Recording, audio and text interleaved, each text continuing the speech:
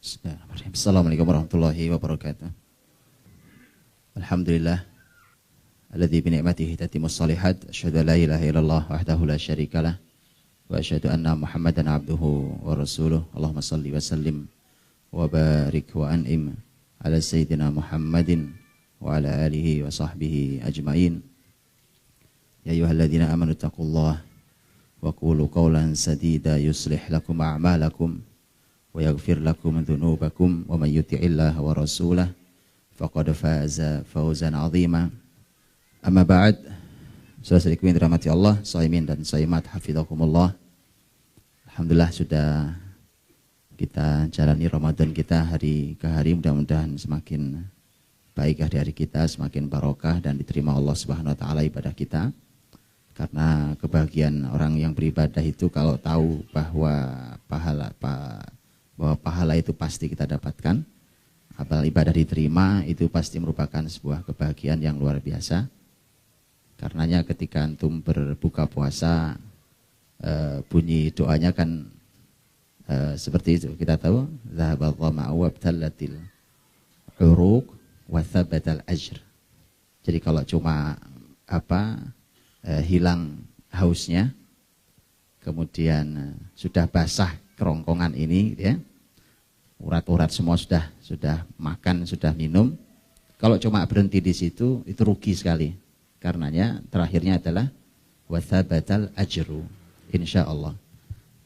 Dan pahala pun sudah ditetapkan, dipastikan untuk kita semua. Mudah-mudahan Allah berikan pahala atas semua ibadah kita. Sesuai dirahmati Allah SWT, sudah kita jelaskan penjelasan yang luar biasa dari Ustaz Iwan tentang perang Badar dan surat Al-Anfal. Dan kali ini sekarang kita akan bicara tentang Hunain. Mengapa juga ini Badar dan Hunain kita sambungkan? Karena nanti ada kalimat yang luar biasa dari Imam Ibnu Qayyim rahimahullah ta'ala. Imam Ibnu Qayyim rahimahullah ta'ala, beliau menyampaikan tentang hubungan atau hal-hal yang bisa diambil hikmahnya dari Badar dan Hunain, hubungan antar keduanya. Padahal ini kejadiannya sebenarnya kejadiannya cukup jauh. Jaraknya itu, jarak kejadian keduanya kan sampai 7 tahun jaraknya.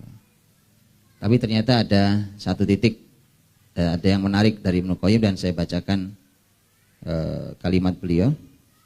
Beliau mengatakan bahwa Allah subhanahu iftataha ghazwal Arab bi ghazwati Badr. Sesungguhnya Allah subhanahu wa ta'ala memulai peperangan, memerangi Arab itu dengan perang Badar. Ya, Allah memulai perang besar Rasulnya menghadapi Arab itu dengan perang Badar. Wa khatama ghazwahum bi ghazwat Hunain. Dan Allah menutup peperangan melawan Arab itu dengan perang Hunain. Jadi Badar adalah pembuka perang melawan Arab, kemudian Hunain adalah penutup perang melawan Arab. Ini kalimat Ibnu Qayyim di dalam Zadul Ma'ad. Kemudian beliau berkata, walihada yukran baina hatainil ghuzataini bidzikr fayuqalu Badr wa Hunain. Untuk itulah maka disambungkan penyebutannya antara Badr dan Hunain. Di Quran ada penyebutan juga Badr, ada penyebutan Hunain. Wa in kana bainahuma 7 sinin. Walaupun sebenarnya jarak antara keduanya itu sebenarnya 7 tahun. Jadi jaraknya lama tapi sebutannya digabungkan. Wal malaikah qatalat bi anfusiha ma'al muslimin fi hatainil ghuzatain. Para malaikat ikut berperang bersama muslimin di 2 peperangan ini. Ini mulai menyebutkan beberapa kesamaan. Wa Nabi sallallahu alaihi wasallam rama fi wujuhil musyrikin bil hasba fihima. Nabi sallallahu alaihi wasallam juga melemparkan pasir kerikil-kerikil kecil itu di hadapan mereka begitu. Dan Nabi mengatakan syahatil wujuh. Gitu ya, wajah-wajah yang celaka. Itu di kedua peperangan Nabi melakukannya, baik di Badar ataupun di Hunain. Wa bihatainil ghuzatain tufi'at jamratul Arab li ghazwi Rasulillah sallallahu alaihi wasallam wal muslimin. Dengan dua peperangan ini maka padamlah bara Arab untuk memerangi Rasul dan muslimin. Fal'ula khaufatuhum wa kusirat min hiddatihim. Adapun yang pertama, artinya perang Badar. Kalau perang Badar itu hasil dari perang Badar ketika muslimin menang adalah orang-orang Arab itu mulai takut. Satu, yang kedua, ketajaman mereka itu mulai tumpul. Jadi mulai tumpul ketajaman dan mulai dipatahkan. Watsaniyah istafragat quwahum wastanfadat sihamuhum wa adallat jam'uhum hatta lam yajidu buddan minad dukhul fi dinillah. Adapun yang kedua, artinya perang Hunain. Kalau perang Hunain muslimin di ujungnya juga menang dan hasilnya adalah kekuatan orang-orang Arab sudah selesai. Jadi sudah tidak ada lagi kekuatan Arab yang tersisa, sudah habis, di situ berhenti. Kemudian juga Ibnu Qayyim mengatakan dan sudah habis panah-panah mereka, ini istilahnya. Bahkan sudah rendah dan hina semua kumpulan dan kekuatan mereka, hingga mereka tidak menjumpai jalan lain kecuali harus masuk Islam rame-rame. Karenanya setelah Hunain, maka nanti tinggal masuk tahun 9, dan tahun 9 itu sudah tinggal Amul Wufud, tahun 10 juga demikian, di mana orang-orang Arab sudah berdatangan masuk Islam, dan kita tahu kemudian nanti diabadikan idza jaa nasrullahi wal fath wa ra'aitan nasa yadkhuluna fi dinillahi afwaja. Jadi orang berbondong-bondong masuk Islam. Sebenarnya masih ada beberapa poin yang merupakan kesamaan dari kedua peperangan ini, tapi Ibnu Qayyim menyampaikan di antaranya itu, artinya bahwa ternyata antara Badar dan Hunain itu punya hubungan, di mana sekali lagi bahwa hubungannya adalah perang Badar itu perang di mana Allah Subhanahu wa taala memulai memerangi Arab, dan Hunain sebagai penutupnya. Kedua-duanya menang, dan nanti antum akan melihat sebuah pola yang mirip baik cara perangnya sampai selesainya, sampai masalah yang muncul. Itu persis mirip sama antara Badar dan Hunain. Hanya bedanya, di antara bedanya adalah perang Badar itu diabadikan Allah Subhanahu wa taala panjang lebar dalam surat Al-Anfal. Kita tahu Al-Anfal panjang lebar berbicara tentang perang Badar. Adapun perang Hunain, Allah Subhanahu wa taala hanya sedikit mengabadikan dalam Al-Qur'an. Hanya sedikit sekali dalam Al-Qur'an diabadikan, yang dikumpulkan di dalam surat At-Taubah bahkan hanya 3 ayat. Dan itu yang akan kita bahas. 3 ayat yang ada dalam surat At-Taubah yang dimulai dari ayat yang ke-25, 25, 26 dan 27.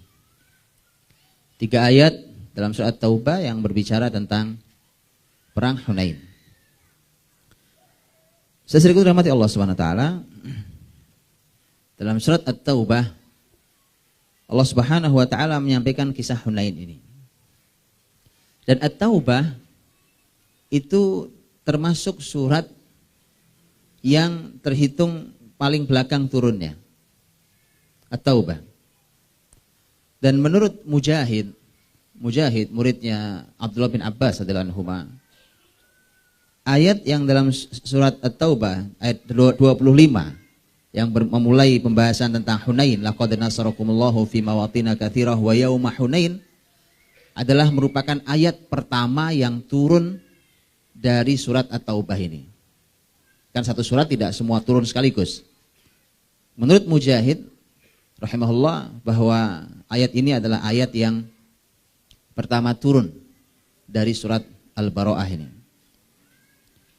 Mari kita lihat ayat sebelumnya. Ayat ini juga sangat kita kenal. Ayat 24 dari surat At-Taubah ini belum memasuki pembahasan Hunain, tetapi ini menjadi sebuah muqaddimah dari sebuah perang Hunain.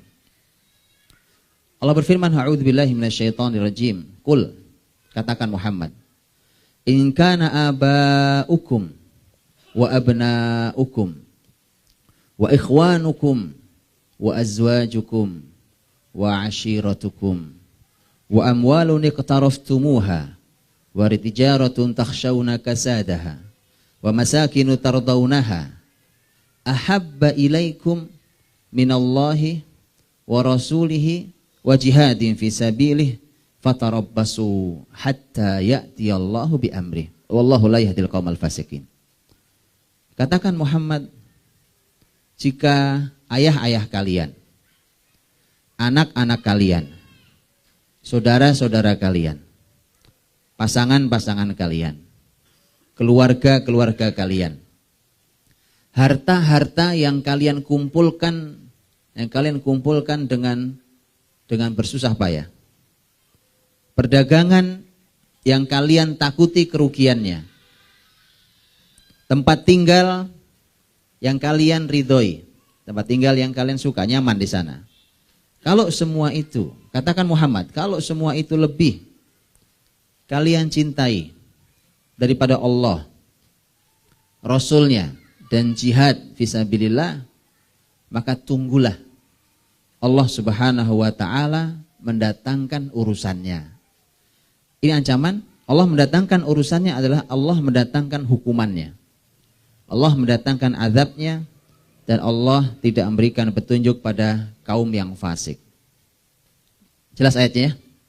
Diancam Allah SWT, diberikan pilihan. Dan semua yang disebut di ayat ini adalah semua yang kita cintai, semua yang kita sukai. Siapa yang tidak suka? Ini manusia. Kita punya orang tua. Katakan kalau ayah-ayah kalian atau orang tua kalian, kemudian anak-anak kalian, semua orang cinta anak-anaknya, saudara-saudara kalian, kemudian pasangan-pasangan kalian, keluarga kalian, kemudian harta, kemudian perdagangan, bisnis kita, kemudian tempat tinggal kita, lengkap. Itu keseluruhannya adalah apa yang dicintai oleh manusia. Kalau semua itu lebih dicintai daripada tiga hal, Allah, Rasulnya, dan jihad fisabilillah, maka tinggal menunggu hukuman Allah Subhanahu wa ta'ala. Baik. Begitu berbicara tentang ayat itu, ketika Allah berfirman tentang ayat itu, kemudian langsung di ayat ke-25 Allah berfirman, laqad nasarakumullahu fi mawatina katsirah wa yauma Hunain. Sungguh Allah telah menolong kalian dalam banyak peristiwa, di banyak peperangan, dan termasuk di perang Hunain, pada hari perang Hunain. Pertanyaan saya, kira-kira Pak, kira-kira saja, apa hubungannya antara ayat 24 dan 25 itu? Ada hubungannya, ini disebut dalam, dan dibahas oleh para ulama, yang disebut dengan ilmu munasabah. Apa kaitannya antara ayat yang Allah ingatkan, Allah ancam bahwa orang-orang yang lebih mencintai semua tadi yang dia cintai, ya, dari mulai orang tua sampai terakhir tempat tinggalnya, lebih dicintai daripada Allah, Rasulnya, dan orang-orang yang dan jihad fisabilillah. Begitu Allah ancam itu, kemudian langsung berbicara tentang pertolongan Allah pada berbagai macam pertempuran, termasuk di perang Hunain. Ada beberapa pembahasan ulama dalam bab ini. Ada beberapa pembahasan tentang apa hubungannya antara dua ayat ini. Ar-Razi dalam tafsirnya Mafatihul Ghaib menyampaikan bahwa manusia nih Pak, kalau baca ayat yang 24 tadi, katakan jika orang tua kalian, anak kalian, ikhwan kalian, ya kan, pasangan, keluarga, apa semua termasuk perdagangan rumah kita itu, lebih kalian cintai daripada Allah, Rasulnya, jihad, maka ditunggu oleh ancaman, hukuman, dan adab. Orang baca itu berat rasanya Pak. Ini manusiawi Pak. Orang berat rasanya itu. Orang merasakan, ya berat amat hidup ini ya. Tugas Islam ini berat sekali. Karena itu yang kita cintai. rasanya seperti kita akan kehilangan semua itu. Oh, nggak boleh mencintai lebih dari Allah, Rasul dan jihad, ya kan? Rasanya kita akan kehilangan semua, kehilangan orang tua, kehilangan anak, kehilangan keluarga, pasangan, harta, perdagangan, tempat tinggal kita. Semua yang kita cintai itu ternyata disuruh ditanggalkan. Tidak boleh di atas cinta pada Allah dan Rasulnya, jihad. Maka Ar-Razi berkata, karena manusia membaca ayat 24 terasa sangat berat dalam hatinya, Pak. Ini sisi fitrah manusia yang memang dalam ayat lain kita tahu zuyyina linnasi hubbus syahawat. Bahwa manusia itu memang oleh Allah dihiaskan. Memang dihiaskan pada diri manusia itu cinta syahwat. Ya, dan itu halal. Selama dia halal. Hubbus syahawat minan nisa, istri, ya, wal banin, anak-anak, qanatiril muqantarah minadz dzahabi wal fiddah. Harta melimpah, emas, perak, ya kan? Wal khailil musawwamah, kuda-kuda yang terlatih. Wal an'am, itu ternak, punya peternakan luas, Pak. Wal harth, sawah, tanah, ladang, ya. Itu manusia, senang itu aja, enggak lebih dari dunia itu cuma itu aja, Pak, gambarannya. Enggak lebih dari itu. Itulah dunia keseluruhan. Oke. Artinya itu memang sudah manusia ini punya kecintaan asli fitrah manusia itu. Ketika berat membaca itu, Ar-Razi berkata, dan manusia seperti merasa kehilangan semua itu, maka Allah Subhanahu wa ta'ala kemudian memberikan sebuah hiburan dan keyakinan di ayat setelahnya. Berikan hiburan dan keyakinan di ayat setelahnya, di mana kalau kalian urusi Allah, Rasulnya dan jihad, seperti ayat setelahnya kan ayat jihad. Laqad nasarakumullah fi mawatin katsirah wa yaumul Hunain, itu adalah jihad. Kalau kalian urusi itu jihad, maka subhanallah Allah berikan pertolongan. Allah berikan pertolongan yang sangat amat besar melebihi yang sudah kalian cintai. Bukan hanya urusan akhirat. Urusan akhirat sudah pasti. Kemenangan yang syahid sudah pasti. Itu sudah pasti. Ketika orang ikhlas, kan orang ada di antara ihdal husnayain, satu di antara dua hal yang baik. Ya, imman nasru wa imman syahada. Menang atau syahid. Dua-duanya mulia. Tapi bukan hanya itu. Kalau itu jelas kemenangan terbesarnya, Pak. Tapi ternyata sampai urusan dunia. Karenanya ketika disebut tentang Hunain, orang yang berilmu tahu bahwa di Hunain itu nanti muslimin mendapatkan ghanimah yang melimpah ruah, luar biasa, Pak. Saya sebutkan beberapa ghanimahnya, Pak. Beberapa ghanimah muslimin di Hunain saja. Padahal Allah sudah menolong di banyak peperangan, betul ya? Kalau Allah tolong, Allah menangkan, ghanimah pasti dapat. Itu Badar berapa dapatnya? Betul ya? Masya Allah, sampai terakhir muslimin punya tawanan. Tawanan itu masih ada uangnya, Pak. Ya kan? Karena keputusan rapat syura muslimin terakhir kan dibebaskan, kan? Begitu dibebaskan, itu masih ada tebusannya. Yang punya uang nebus. Jadi itu masih, tapi Hunain lebih besar ghanimahnya. Saya sebutkan beberapa ghanimahnya. Muslimin mendapatkan 4.000 uqiyah perak. Satu uqiyah itu ada perbedaan pendapat di antara ulama, tapi satu uqiyah ambillah yang 40 dirham. Itu yang peraknya. 40 dirham. Muslimin mendapatkan 4.000. Jadi tinggal 40 kali 4.000. Berarti berapa? 160.000 ya? 160.000. Itu 160.000 dirham. Ya, satu dirham itu 2,75 gram perak. Ya, tinggal dikalikan sendiri. Ya, tinggal dihitung sendiri. Tolong dihitung itu ya. Muslimin mendapatkan unta, Pak. Itu unta bertebaran banyaknya. Kurang lebih jumlahnya 24.000 unta, Pak. 24.000 unta. Kebayang antum bagaimana ini ya? 24.000 unta itu ya, Pak. Berapa harga unta satu misalnya? 24.000 unta, Pak. Kuda lebih dari 40.000 kuda. 40.000 kuda, Pak. Itu satu kuda Arab, itu kuda perang, Pak. Kuda perang itu berapa harganya? Kuda perang, 1 ekor. Ini 40.000 kuda perang. Itu belum yang terhitung sapi, karena sapi juga dibawa banyak sekali. Itu belum keledai, belum peralatan perang, dari mulai pedang itu juga barang mahal. Persenjataan barang mahal. Belum lagi makanan, belum lagi perabotan, itu luar biasa. Jadi Allah ingin sampaikan, kalian keberatan ya disuruh meninggalkan semua dunia itu untuk lebih mencintai Allah, Rasulnya dan jihad? Belajarlah dari perang Hunain. Mereka urusi jihad, seakan kalau orang jihad itu mau mati besok. Namanya orang jihad Pak, masuk jihad, wah habis mati ya, urusan dunia udah habis selesai di sini ya. Tapi tidak, muslimin itu walaupun sempat kalah di perang Hunain, itu yang syahid hanya terhitung beberapa orang. Bahkan ada yang sangat sedikit yang meninggal itu. Dan artinya bahwa dari 12.000 pasukan, di antara riwayat mengatakan 12.000 pasukan.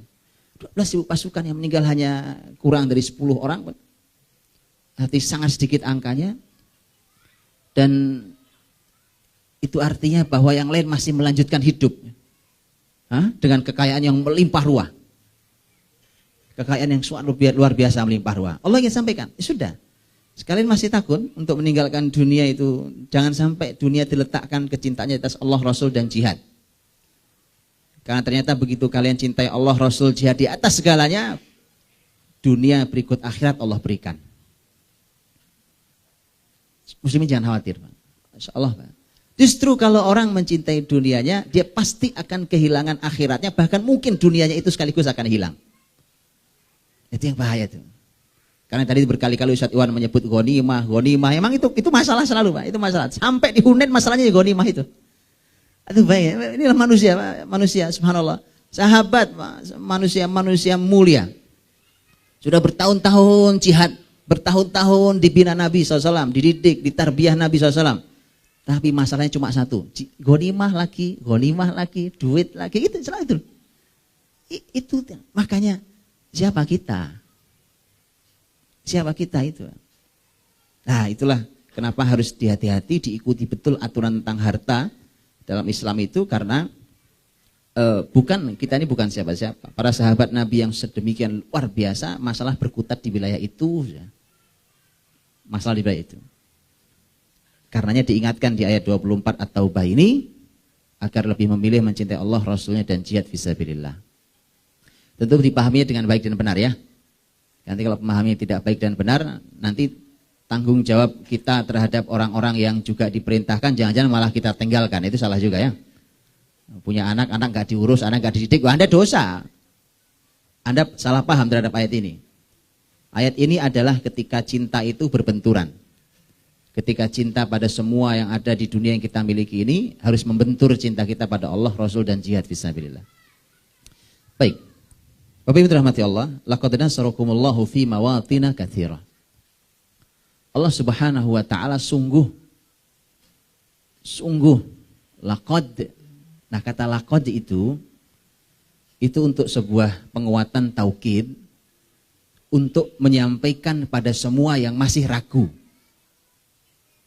Siapa yang masih ragu bahwa Allah pasti akan menolong? Saya masih ragu itu. Sebelum tema ragu itu ada satu pembahasan ulama lagi yang sebenarnya mau saya sampaikan juga tadi tentang hubungan antara ayat itu, Pak. Kalau ini disampaikan oleh Syekh Sya'rawi rahimahullah taala, ketika beliau membahas antara ayat 24 dan 25 itu, beliau mengatakan bahwa hubungannya adalah orang-orang itu kalau sudah betul mencintai Allah, Rasul dan jihad fisabilillah di atas semua dunia yang dimilikinya, maka di dalam pertempuran apapun Allah siap untuk menolongnya. Kalian beliau, ya. Baik. Laqad nasarakumullah. Sungguh laqad menjadi sebuah penguat bahwa ini jawaban bagi semua orang yang masih ragu. Masih ragu ya. Kalau Allah pasti akan memberikan dunia berikut akhirat. Kalau yang Anda pedulikan akhirat bukan dunia. Tapi Anda akan kehilangan akhirat berikut dunia kalau yang Anda pedulikan dunia dan bukan akhirat. Orang tuh subhanallah, orang tuh urusi akhiratnya. Urusi akhiratnya, Allah akan berikan dunia berikut akhiratnya.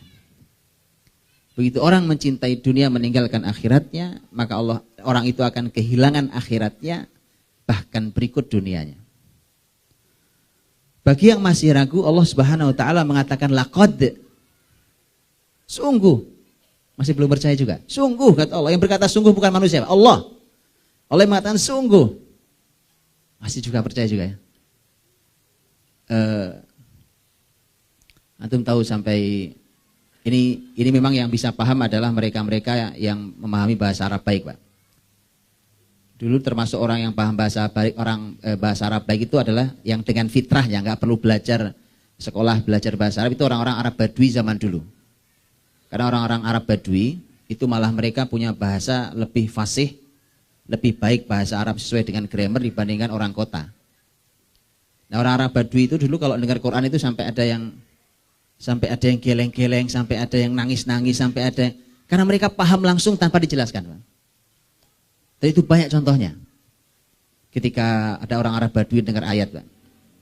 Mendengarkan ayat Alhaakumut takatsur hatta zurtumul maqabir. Kalian dilalaikan oleh berbanyak-banyakan mengumpulkan dunia sampai kalian masuk kuburan, mati.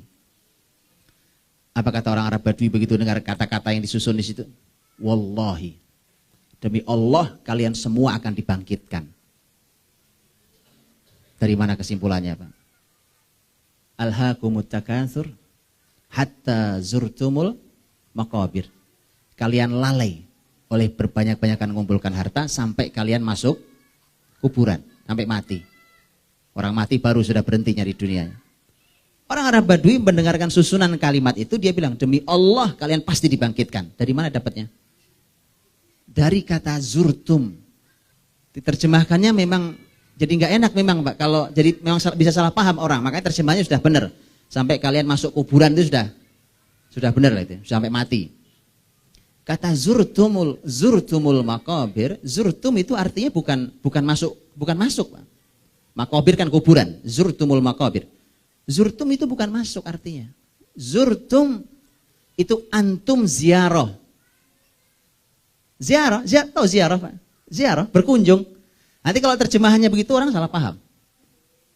Sampai kalian ziarah kubur. Ziarah kubur bolak-balik tetap nyari dunia, Pak, kan? Makanya salah paham. Tapi yang dimaksud Quran sudah benar itu. Makanya si Arab Badui paham bahwa maksudnya adalah mati.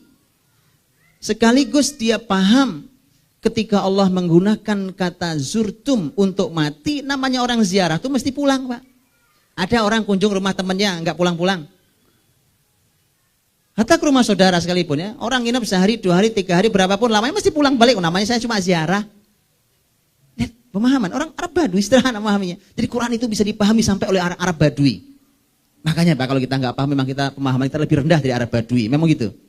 Orang Arab Badui paham dengan bahasanya, dengan bahasa aslinya. Enggak pakai tafsir. Tidak pakai tafsir, mereka memahami dengan bahasa itu. Karena salah satu unsur tafsir adalah bahasa. Bahasa Arab itu salah satu unsur tafsir yang harus dipahami dengan baik. Hatta zurtumul maqabir. Ya. Begitu seterusnya di banyak contoh orang Arab Badui memahami ayat itu, kan.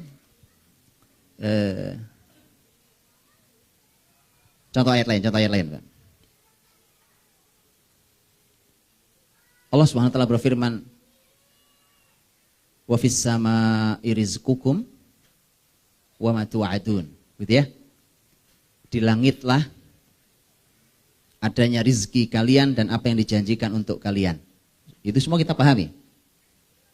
Fa rabbis samaa'i wal ard innahu lahaq mithla ma annakum tantiqun. Demi Tuhannya langit dan bumi, ini adalah hak. Sebagaimana haknya kalian bisa bicara. Saya bisa bicara ini, Pak, jelas ya? Saya bisa bicara, Bapak Ibu juga bisa bicara. Semudah itu memahaminya. Sebagaimana kamu yakin bahwa kamu bisa bicara, dan kamu benar bisa bicara. Semudah itulah memahami bahwa kalimat yang di atas itu benar. Bahwa rizki dan apa yang dijanjikan semua ada di langit. Masuk rizki kita. Itu orang-orang Badui begitu dengar ayat yang kedua itu, Pak. Bahwa demi Tuhan langit dan bumi bahwa ini adalah al-haq. Sebagaimana kalian bicara, itu orang Arab Badui geleng-geleng, Pak. Dia bilang, manusia itu kok susah percaya kalau rezeki itu ada di langit. Sampai Allah harus berkata seperti itu. Bahwa ya sebagaimana kalian mudah memahami, kalian bisa bicara dan kalian percaya bisa bicara dan ternyata benar bisa bicara, ya begitulah memahami tentang bahwa rezeki itu ada di sisi Allah Subhanahu wa taala. Itu bagaimana mereka memahami dengan bahasa yang sederhana. Nah, kata laqad, kembali kalau soal taubah, laqad nasarakumullah, sungguh sebuah kata penguat yang memang menunjukkan bahwa ini bagi siapapun yang belum percaya bahwa Allah pasti menolong bagi siapapun yang mengedepankan Allah, Rasul dan jihad. Allah mulai ayat ini dengan kata laqad. Kalau mau lebih detail lagi, silahkan pelajari nasarakumullah fi mawatin katsira wa yauma Hunain. Enggak percaya? Buktinya banyak. Gitu ya? Silahkan dibuktikan. Allah telah menolong di banyak tempat, di banyak peristiwa. Perang Hunain itu terjadinya bulan Syawal. Di bulan Syawal, kan kita tahu habis Nabi SAW Fathu Makkah. Fathu Makkah kan Ramadan, bukan? Jadi Ustaz Iwan tadi bicara tentang perang Badar Ramadan, Fathu Makkah juga Ramadan, dan itu antara dua Ramadan yang sangat istimewa, yang satu tahun 2, yang satu tahun 8.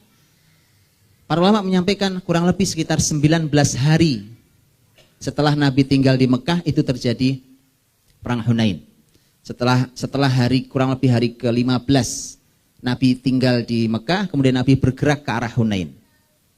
Jadi Nabi gak langsung pulang, Nabi di Mekah, kemudian Nabi SAW bergerak ke arah Hunain, karena Nabi SAW juga mendapatkan laporan bahwa masyarakat Bani Thaqif, Bani Hawazin, dan beberapa bani-bani yang lain berkumpul dan siap menyerang Rasul SAW. Karena aslinya masyarakat Bani Hawazin dan Bani Thaqif itu Taif, Pak. Ya, Bani Thaqif itu. Jadi kalau antum melihat nama siapapun sahabat atau tokoh dalam sirah belakangnya Ats-Tsaqafi, itu dari Bani Thaqif. Nah, Bani Thaqif itu aslinya kebanyakan di Taif. Taif yang tahun 10 kenabian Nabi dakwah dilempari itu. Ini peristiwa ini sekaligus membuktikan nanti bahwa doa Nabi SAW waktu di Taif jauh sebelum Taif, berapa tahun yang silam dari peristiwa ini jaraknya. Nabi SAW dakwah di Taif dilempari itu kan tahun 10 kenabian, gitu ya, tahun 10 kenabian. Ya, sangat lama. Maka dari itu lihat, ketika Nabi SAW waktu dilempari itu Nabi berdoanya apa? Wa arju an yakhruja min aslabihim man ya'budullaha wahdah. Aku berharap, kata Nabi, kan ini waktu ditawari malaikat mau dihukum masyarakat Taif dengan dilempari gunung oleh malaikat, dilempar 2 gunung. Nabi katakan tidak, jangan. Kata Nabi tidak. Innahum qaumul la ya'lamun. Mereka orang yang tidak tahu apa-apa. Lihat pemaafnya Nabi SAW. Orang kalau nggak tahu, namanya orang nggak tahu, Pak. Jadi kalau nggak tahu, jangan kan cuma menghina, Pak ya. Jangan kan cuma menghina. Itu Nabi dilempari sampai berdarah-darah, Nabi sampai sedih sekali. Itu Nabi masih mengatakan bahwa nggak apa-apa. Mereka nggak tahu. Jadi mohon jadilah orang yang pemaaf. Ini karena saya melihat bangsa ini tiba-tiba sekarang menjadi bangsa yang pendendam, Pak. Mudah sekali mengancam orang lain, mudah sekali membalas orang lain, ya kan. Pokoknya kalau sudah terusik ya emosi, kenyamanannya, wah serang dengan berbagai cara. Dan dendamnya itu nggak habis-habis. Dari pemilu ke pemilu berikutnya. Nggak pernah habis. Saya heran, subhanallah. Sudah cukup. Berhentilah di wilayahnya cukup. Gitu kan. Jadi terus mencari aib. Terus mencari kesalahan. Apa antum tidak lelah dengan dosa? Nanti itu dosanya orang masuk ke Anda di akhirat loh. Lengkap loh. Ya, ngeri sekali, Pak. Tiba-tiba menjadi bangsa pendendam. Tiba-tiba banyak pembunuhan di mana-mana. Waliyadzubillah. Faktornya faktor dendam, karena jengkel, karena dengki, karena hasad. Hati-hati. Apa loh paling cuma dihina. Pokoknya hitunglah dihina, Pak. Hitung dihina. Nabi sudah dilempari, Nabi kata enggak apa-apa. Enggak usah malaikat. mereka masyarakat tidak tahu. Dan saya masih berharap, kata Nabi, kelak akan lahir dari tulang sulbi mereka generasi yang mau beribadah pada Allah Subhanahu wa taala. Benar kan? Itu tahun 10 kenabian dan ini adalah masa setelah Fathu Makkah. Itu satu generasi itu. Jadi satu generasi kalau anak terlahir, kalau ada anak bayi lahir di tahun 10 kenabian itu di usia ini sudah kelas 6 SD, Pak. Sudah kelas 6 SD kurang lebih ya. Satu generasi sudah. Nah, itulah generasi yang beriman pada Allah wahda. Ya. Tapi bapaknya akhirnya dan ternyata benar, Pak. Ini kesabaran Nabi menunggu masyarakat mau beriman. Gak apa-apa, ya kan? Nanti saya balik lagi, gitu Pak. Balik lagi nih Pak. Balik lagi. Bedanya waktu tahun 10 kenabian Nabi berangkat jalan kaki berdua hanya dengan putra angkatnya Zaid bin Haritha. Di perang Hunain Nabi SAW berangkat dengan 12.000 pasukan. Itu bedanya. Ya nggak apa, nggak apa. Kadang-kadang tinggalkan dulu sebuah tempat, suatu hari saya balik lagi, ya. Suatu hari saya balik lagi. Memang sekarang antum susah tobatnya, kan? Nggak apa. Saya pergi dulu, ya. Susah, suatu hari saya kembali lagi. Tapi mungkin suatu hari saya tidak sendirian. Saya bawa 12.000 pasukan. Ini kalau Nabi perang maksudnya, Pak. Artinya dengan cara yang sangat berbeda. Dan mereka beriman nanti ujungnya. Mereka berujung pada iman pada Allah Subhanahu Wa Taala. Seperti doa Nabi SAW. Jadi Hunain, perang Hunain dan perang Taif adalah merupakan bukti pengabulan doa Nabi saat dizolimi di tahun 10 kenabian. Makanya yang sabar pada doa. Kadang-kadang doa itu, ini doa Nabi, Pak. Doa itu dikabulkannya, terserah Allah kapan dikabulkannya. Ya, doa Nabi, kalimat Nabi kan tidak mesti doa sekarang dikabulkan sekarang. Kadang-kadang minta sekarang dikabulkan sekarang. Tapi karena dikabulkannya sekian tahun ke depan, sekian balas tahun ke depan, sekian puluh tahun, sekian ratus tahun ke depan. Doanya Nabi Ibrahim kurang panjang bagaimana? Itu berapa jarak Nabi Ibrahim dengan Nabi Muhammad sudah berapa ribu tahun? Muhammad dengan Nabi Ibrahim alaihissalam. Rabbana wa ba'ats fihim, ya, rasulam minhum yatlu alaihim ayatika, dan seterusnya. Nabi Ibrahim minta agar kelak diutuskan seorang rasul yang punya 4 tugas. Itu Nabi Muhammad SAW. Panjang doa Ibrahim, ya. Dan karena kalau sudah dikabulkan doa itu unlimited, Pak. Rabbi ja'al hadza baladan amina warzuq ahlahu minas samarat. Ketika Ibrahim berdoa tentang Mekah agar diberikan buah-buahan, Masya Allah nggak pernah putus buah sampai sekarang di Mekah, walaupun sampai sekarang nggak ada pohonnya, Pak. Di doa itu kalau memang sudah dikabulkan Allah bisa begitu. Baik, tapi yang sabar nunggunya. Yang sabar nunggunya. Allah Maha tahu, Allah lebih tahu kapan doa untuk tepat untuk dikabulkan buat kita. Baik. Laqad nasarakumullahu fi mawatin katsirah wa yauma Hunain. Dari semua pertolongan Allah sebelum Hunain, tadi termasuk perang Badar Allah tolong, termasuk di perang Uhud ketika muslimin juga sempat kocar kacir, Nabi juga sempat terluka, bahkan yang syahid juga sahabat, Masya Allah jumlahnya. Tetapi ujungnya adalah kemenangan. Artinya kalaupun bukan kemenangan, setidaknya mereka tidak pernah berhasil menyentuh Nabi SAW untuk membunuh Nabi SAW. Di perang Uhud berakhir tidak jelas, masing-masing pulang dan mereka gagal karena target Quraisy dengan sepenuh keyakinan bahwa mereka pasti berhasil membunuh Muhammad. Tapi ternyata tidak sama sekali. Itu seterusnya. Bahkan sudah perang sebelumnya, mau perang apa? Khandaq. Khandaq sudah kumpul tuh Ahzab. Kumpulan segitu banyak orang, gabungan suku juga muslimin dimenangkan Allah SWT dalam banyak peristiwa yang lainnya. Sulh Hudaybiyah. Sulh Hudaybiyah ada kemenangan yang juga luar biasa. Bahkan secara analisa para ulama, bahkan sebagian kemenangan muslimin di perjanjian damai Hudaybiyah tidak terbaca oleh sahabat. Tapi itu sudah disampaikan oleh Nabi. Mengapa Nabi mau tanda tangan itu? Karena ternyata kemenangan terlihat beberapa tahun ke depan. Tanda tangannya kapan? Kemenangannya kapan? Luar biasa, Pak. Sulh Hudaybiyah. Karena di sana ada banyak peristiwa kemenangan itu. Begitu seterusnya. Khaybar tahun 7 Hijriah. Itu tempat terakhir Yahudi, camp terakhir Yahudi, Khaybar. Habis tahun 7 Hijriah. 7 Hijriah mereka semua nyerah, ya kan? Perjanjian adalah separuh penghasilan Khaybar harus masuk Madinah. Madinah udah nggak punya rasa lapar lagi, Pak. Sebelumnya sahabat nggak kenal lapar itu kayak kenyang itu kayak apa modelnya. Kenyang itu makhluk apa? Sebagian sahabat nggak kenal. Setelah tahun 7 Hijriah, sahabat mengatakan setelah inilah kami paham kenyang itu begini ternyata rasanya. Begitu seterusnya. Tahun 8 kemenangan terbesar. Ibnu Qayyim menyebutnya sebagai Al-Fathul A'zam. Kemenangan terbesar. Fathu Makkah. Kembalinya kiblat muslimin. Tempat kelahiran Nabi SAW. Makkah. Masya Allah, itu kerinduan sahabat muhajirin terhadap kota mereka, Makkah. Dan menjadi kiblat muslimin, alhamdulillah sampai sekarang mudah-mudahan Allah menjaganya. Nah ini kemenangan-kemenangan, semua pertolongan Allah Subhanahu wa taala. Semua pertolongan Allah. Dari semua peristiwa-peristiwa itu, tentu termasuk Hunain. Allah ambilkan satu contoh, wa yauma Hunain. Dalam ilmu tafsir, Pak, kalau ada sesuatu yang sebenarnya umum, kata mawatin kathirah, berbagai macam peperangan, itu kan apa saja tadi? Ya Badar, ya Uhud, ya Khandaq, ya gitu ya. Semua, termasuk Hunain. Tapi kemudian itu umum. Mawatin itu umum. Begitu sesuatu ini umum disebutkan. Kan di sana ada kata mawatin disebutkan. Laqad nasarakumullahu fi mawatina katsira. Mawatin. Umum. Begitu umum disebutkan, setelahnya disebutkan lagi wa yauma Hunain. Kan Hunain termasuk di situ. Hunain termasuk dalam hal yang umum. Ketika ini dalam bahasa tafsir, kalau ada sesuatu yang khusus disebutkan setelah sesuatu yang umum, ini bahasa para ulama ya, maka itu artinya ada sebuah perhatian khusus yang harus diberikan kepada peristiwa Hunain. Karena aslinya Hunain, jadi kalau Allah katakan sungguh Allah telah menolong kalian di banyak peristiwa, Hunain masuk di dalamnya. Nggak usah nyebut Hunain pun, Hunain masuk di dalamnya. Tapi sekarang tidak. Allah ingin kalian sekarang punya perhatian lebih khusus pada wa yauma Hunain. Pada perang Hunain. Mengapa?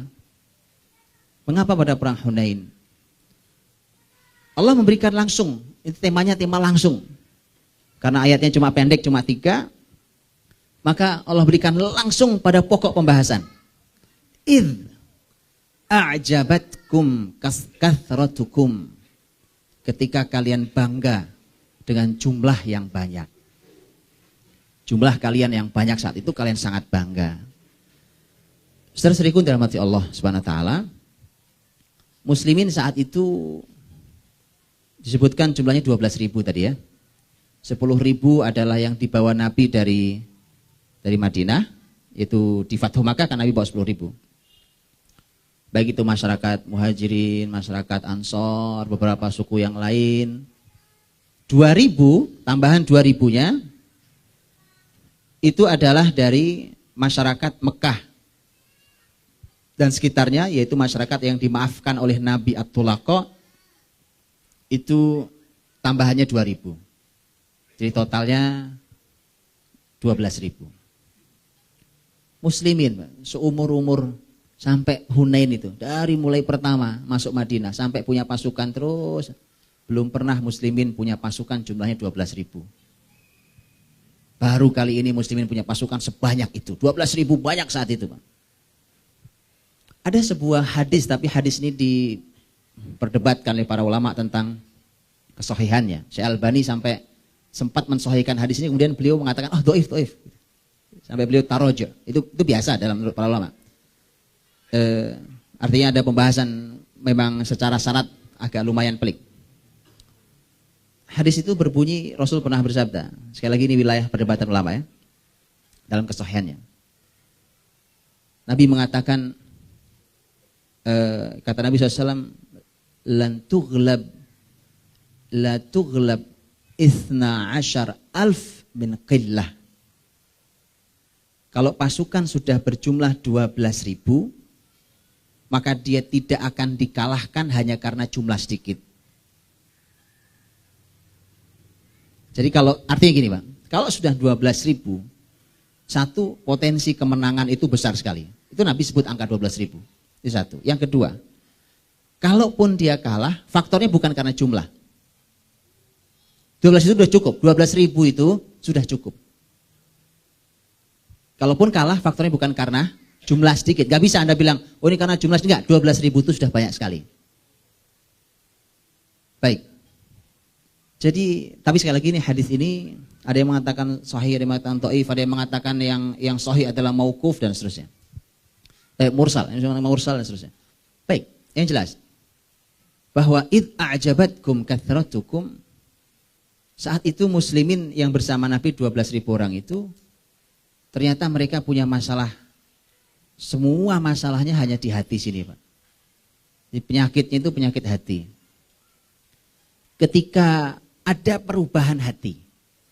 Tadinya hanya bersandar pada Allah, tawakal pada Allah, berdoa pada Allah, istastaghitsuna rabbakum di surat Al-Anfal, Badar ya. Tema Badar, ketika mereka istighotsah, hanya memohon doa, memohon pertolongan betul hanya pada Allah, pada Rabb kalian. Itu suasananya muslimin di medan pertempuran. Ya. Di perang di peristiwa Khandaq juga sama. Allahumma munzilal kitab, mujriyas sahab, hazimal ahzab, ihzimhum wansurna alim. Semua mintanya ke Allah. Ya Allah, engkau yang menurunkan Alkitab, engkau yang menjalankan awan, ya. Tolong kami kalahkan mereka dan seterusnya. Jadi ada ini semua yang tadinya hati sudah benar, Pak, imannya, tawakalnya, semuanya pada Allah. Tiba-tiba di Hunain itu bergeser. Nah, padahal kalau urusannya hati, yang tahu hanya Allah Subhanahu Wa Taala. Betul, Pak? Loh, kalau hati gak ada yang tahu. Hati itu hanya Allah. Ternyata kalau pergeseran itu pergeseran niat, Pak. Pergeseran amal hati. Kan ada amal hati ya. Ada amal sifatnya amal fisik. Ada amal fisik. Ada memang amal hati. Namanya tawakal, roja, khauf, dan seterusnya, itu amal hati. Amal hati itu dinilainya di hati. Kalau amal fisik dinilainya di fisik. Nah, amal hati itu kalau sudah bergeser dan ternyata itu hanya Allah yang tahu kalau urusan hati, itu ternyata Allah sudah memberikan hukumannya, Pak. Bayangkan satu pasukan kocar kacir 12.000, faktornya apa? Hati yang berubah. Padahal itu yang berubah itu, Pak. Yang berubah hatinya itu, ketika kalian bangga dengan jumlah kalian itu, dengan jumlah yang banyak kalian punya itu pun kan sebenarnya yang berubah. Yang berubah itu kan juga hanya beberapa orang. Sudah begitu yang rojih, wallahu alam, yang lebih kuat pendapat para ulama adalah bahwa yang berkata itu adalah orang-orang yang baru masuk Islam. Itu orang-orang at-tulaqo itu, yang baru masuk Islam. Baru masuk Islam, Pak. Namanya orang baru masuk Islam baru berapa puluh hari kemarin ya. Baru masuk Islam ya kita boleh bilang wajar, Pak. Gimana enggak wajar? Waktu Nabi berangkat dari Mekah menuju ke Hunain, Pak. Itu ngelewatin pohon. Ada pohon namanya Dzatu Anwat. Pohon itu ada namanya. Kenapa ada namanya? Pohon ada namanya karena pohon itu dulu dianggap pohon berkah. Oleh orang-orang jahiliyah musyrik dianggap berkah. Jadi kalau mereka dulu mau perang, Pak, itu senjata digantung-gantungin dulu di pohon itu. Pedang, tombak, panah, semua digantung di situ. Ngalap berkah supaya menang nanti kalau perang. Namanya orang baru masuk Islam, ngelewatin pohon begitu tuh pengen punya begituan tuh.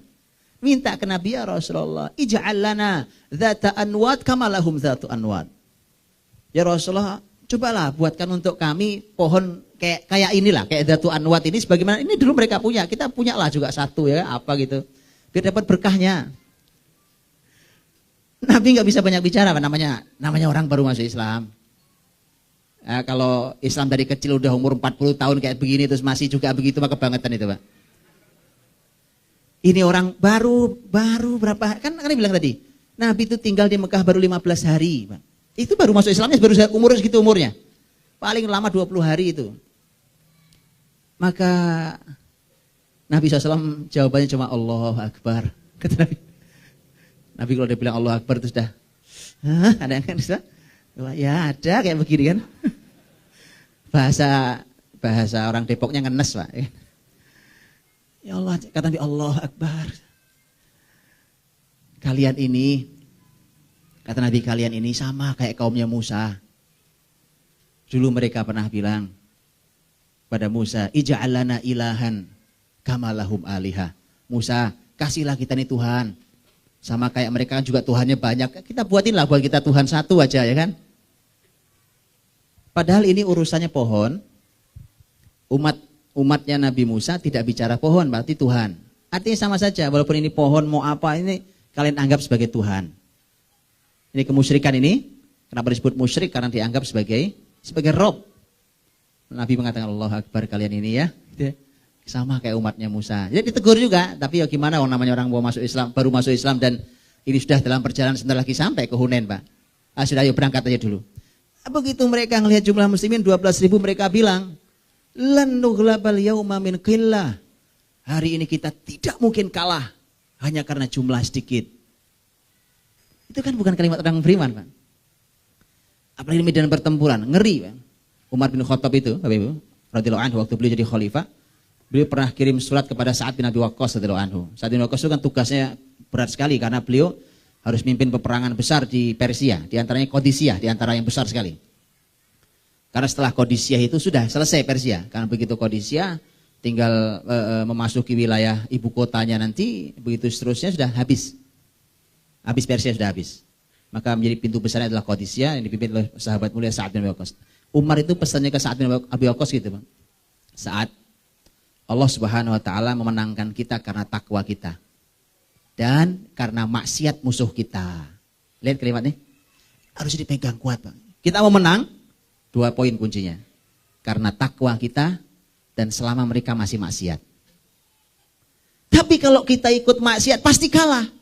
Karena kekuatan mereka lebih besar daripada kekuatan kita. Kan udah sama maksiatnya. Kita maksiat, mereka maksiat. Sudah. Kalau sudah begitu pasti kalah. Lihat pesan Umar pada panglimanya, Sa'ad bin Abi Waqqas. Hati-hati.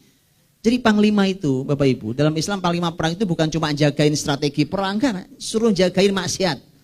Jangan sampai pasukannya berbuat maksiat. Sampai begitu panglima dalam Islam tuh. Ini kan perkataan maksiat ini. Nabi dengar tuh kalimat. Kalimat orang, hari ini kita nggak akan kalah karena jumlah kita banyak 12.000, kata Nabi. Nabi SAW sempat sedih dengan kalimat itu. Wah, ini Nabi sudah sedih, repot, Pak. Membuat Nabi kita sedih itu bahaya. Bapak Ibu tahu keluhan Nabi yang diabadikan dalam Quran diantaranya, yang sangat jelas terdengar. Dan ini hati-hati, ini Nabi pasti sedih banget. Dan kalau Nabi sedih itu efeknya kalah di Hunain nih, Pak. Ini kalau Nabi sedih. Jadi jangan pernah membuat Nabi SAW sedih. Wa qala ar-rasulu ya Rabbi inna qaumi ittakhadhu hadzal qur'ana mahjura. Dan Rasul berkata, ya Allah Rabb, umatku ini meninggalkan Al-Qur'annya. Itu diabadikan Quran, salah satu keluhan Nabi SAW, Pak. Zaman sahabat mereka masih para ahli Al-Quran, Pak. Ini menjadi sebuah peringatan ternyata untuk bangsa kita hari ini, diantaranya masyarakat kita hari ini, Pak. Tak usahlah bicara tentang ahli Quran, ahli tafsir, memahami ilmunya, nah kejauhan, Pak. Tidak usah juga bicara tentang hafal 30 juz, separuh Quran, nah kejauhan juga. Belajar baca Quran, Pak. Buta huruf Quran aja belum selesai di negeri ini. Jauh sekali. Ini kan belum bicara lagi nanti tentang mengamalkan Al-Quran. Jadi hati-hati membuat Nabi SAW bersedih karena ternyata salah satu efeknya adalah kekalahan di Hunain. Idh a'jabatkum kathratukum. Karena begini, Bapak Ibu rahmati Allah. Muslimin saat tadi yang dikatakan Umar, muslimin saat itu kan berangkat itu dengan iman mereka, dengan ketakwaan mereka, dengan semangat mereka menegakkan kalimat Allah. Musuh mereka, Hawazin, Thaqif dan suku-suku yang lain itu mereka bergabung itu dalam jumlah yang menurut Ibnu Hajar rahimahullah taala itu jumlahnya 2 kali lipat bahkan lebih dari muslimin. Tetap jumlah musuh lebih banyak sebenarnya, Pak.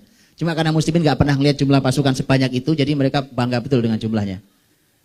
Nggak ngukur juga di depannya ternyata jumlahnya lebih banyak sebenarnya. Menurut Ibnu Hajar jumlahnya 2 kali lipat, 2 kali lipat lebih banyak.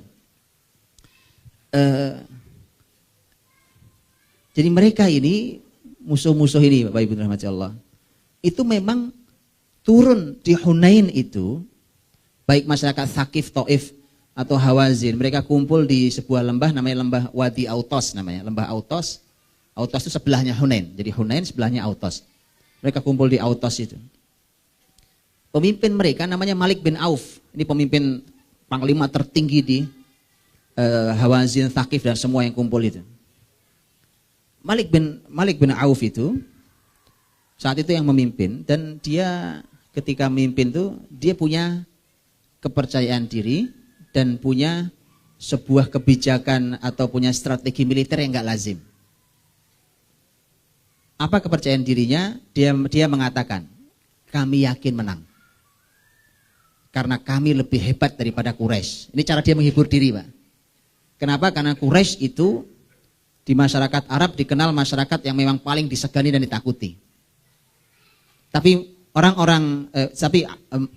Malik bin Auf yakin bahwa kami lebih baik daripada Quraisy. Jadi kalau Muhammad bisa kalahkan Quraisy itu karena Quraisy lebih lemah dari kami. Itu keyakinan mereka. Mereka percaya diri untuk itu. Dan dia punya strategi yang tidak lazim.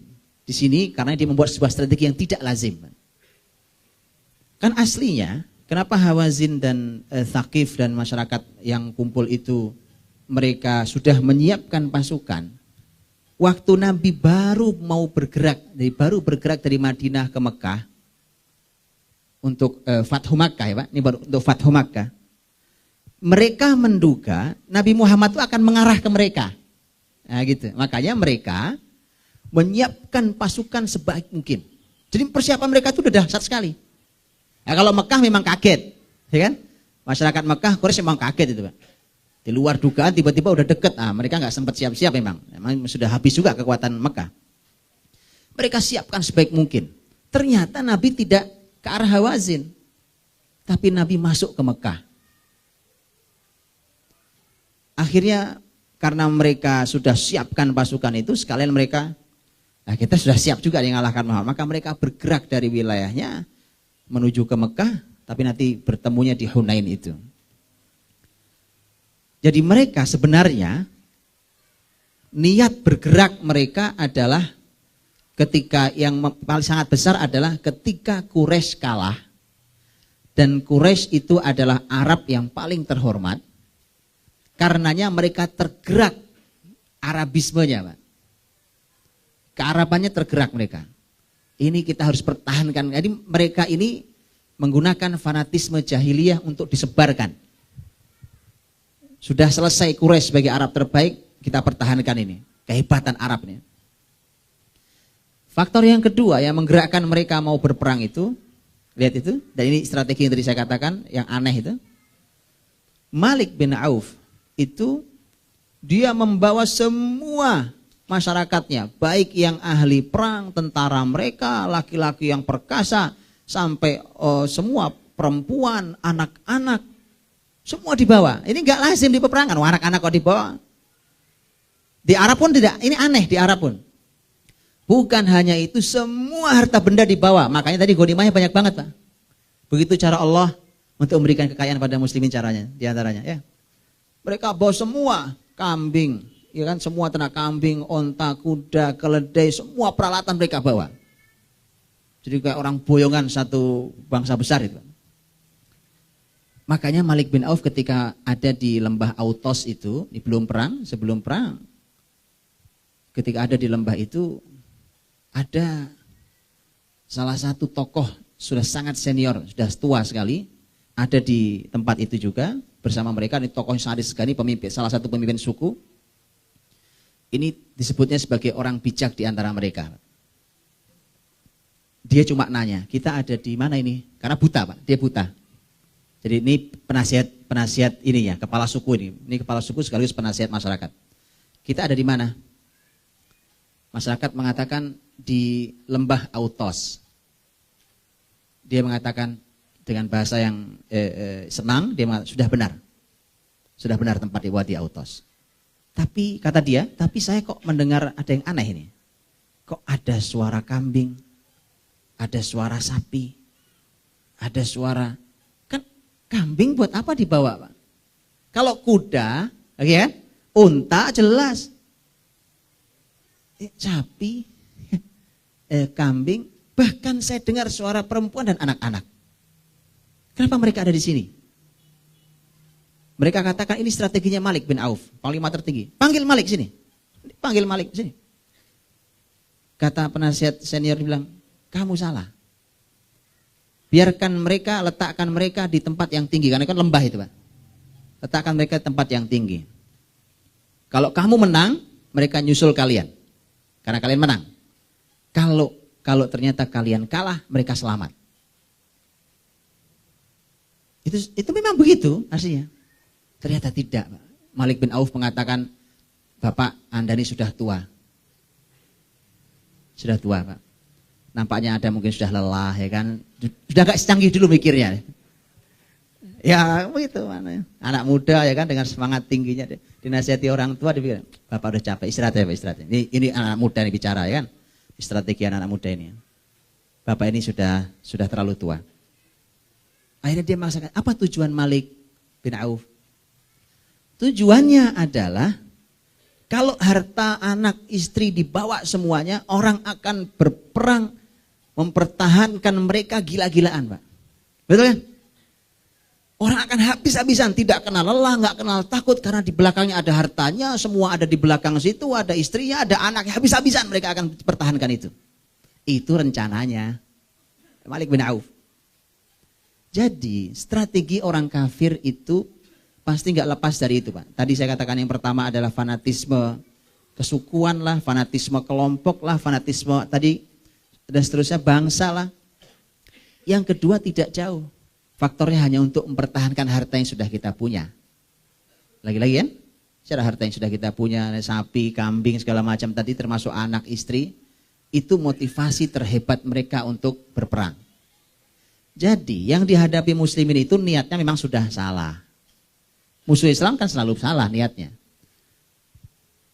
Kalau muslimin juga ikut salah niatnya, nah itu Pak.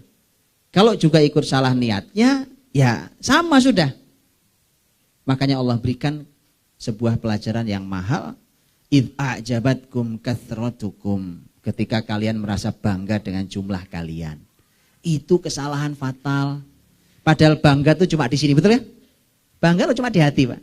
Sempat terucap di lisan. Itu hanya beberapa orang, itu pun orang-orang baru.